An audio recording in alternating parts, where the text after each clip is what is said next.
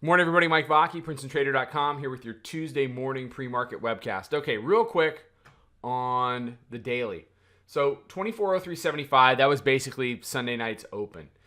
Traded down. Your low yesterday was 89.75, so essentially a test of the new weekly pivot. The new weekly pivot came in at 91. After that, it wasn't a ferocious bounce, but it was support at the weekly pivot. And that support has continued. Right now, we're trading about 97.5. So what do the bulls need to do? The bulls need new highs. And the bulls need to extend their reach and try to grab this upper Bollinger Band and squeeze everybody for the next leg of the market. That's, it's always hard at highs to be thinking about more highs, but that's what the bulls have in front of them. Otherwise, the bears need to break and convert the weekly pivot down at 91. And convert the 9-day simple moving average here, which is coming in, right around 88, 89, and then, slowly start taking out some of these spiky low candles from last week. That is equally difficult. So neither side finds themselves in a great position. I give the lean right now to the bulls simply because the current momentum of the market is up, and they won the battle of the weekly pivot yesterday. So here on an hourly chart, here's your weekly pivot.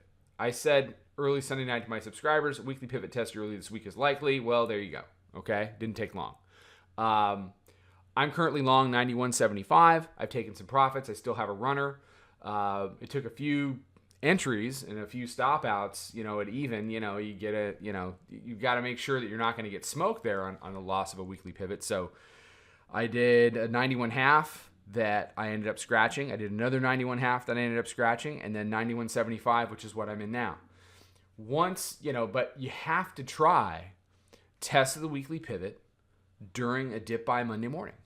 I mean, the potential's there. The risk reward is nice on the trade. It may take a while to get it going, but once it gets going, then you tend to get some distance between yourself and the weekly pivot. And if the bulls are for real, then the weekly pivot, tends to want to try to hold for the majority of the week. Do I think we come back down and test it again this morning? Maybe we do. Certainly, if we do test it again today within a couple of handles and create a higher low, that puts the bulls in an even better position. What the bears need to do is they need to come down and they need to create some lower highs, and they need a hard break of the weekly pivot that then converts the weekly pivot to resistance on a retest. That's what the bears need. If the bears can do that, then like I said, we start going after some of these other lows from last week. That's basically the 75 to 79 area that we talked about all last week. Right now, though, it's about weekly pivot. On the upside, you see it right there, 2403.75. Nothing less is acceptable by the bulls. They have to go over the top, over 2404, and start reaching for 2407 and 2409. If all they're going to do is screw around in here, then all they're doing is creating a lower high. So what I'm mindful of is, are we going to get another lower high like 2394.75, a lower high that stayed around for, a couple of weeks? Did we find something like that somewhere here in between 98 and 2403? I don't know. Price will tell us that. So that's your parameters for today. Like I said, the bulls have the nod because they won yesterday's battle of the weekly pivot. And the only way for them to lose that advantage is to lose the weekly pivot, not just trade below it, but convert it. All right, everybody have a fantastic day. There will be a midday update and a daily wrap-up today. Expect a lot more of me yapping at you over on social, Twitter, Instagram, Snapchat, Facebook. Take care. I'll see you then.